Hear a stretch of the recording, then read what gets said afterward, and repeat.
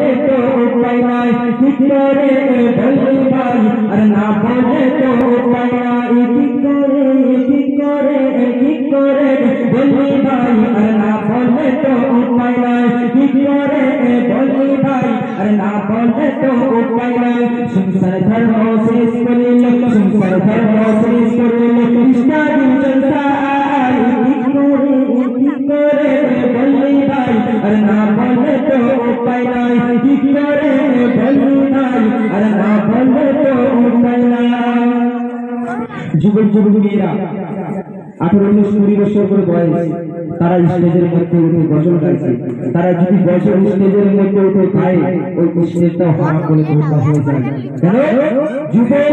যুবতী মেয়েদের শুরু ছেলেরা দেখতে আসে আর গজল শুনতে আসে আর শুরু এইখানে যদি মেয়ে গজল গাইতে তাহলে ছেলেরা শুরু মেয়েদের নৃত্য দেখতে আসে গজল গায় গজল দেখতে শুনতে আসতো না ঠিক আছে আর এইখানে মুসলমান কাপড় এই রকম হয়ে পড়ে শুধু মেলা ছাড়া আর কেউ কিছু বোঝে না শুধু মেলা আর কিচ্ছু না অনুষ্ঠান হচ্ছে ইসলামী অনুষ্ঠান হচ্ছে তারা শুধু মেলাটা ঘুরে দেখো মেলায় লোক বোঝায় কিন্তু লালসর মধ্যে এইখানে স্টেজের মধ্যে কেউ কেন মুসলমান আজ কোথায় তাই করবে শুনবে কি করে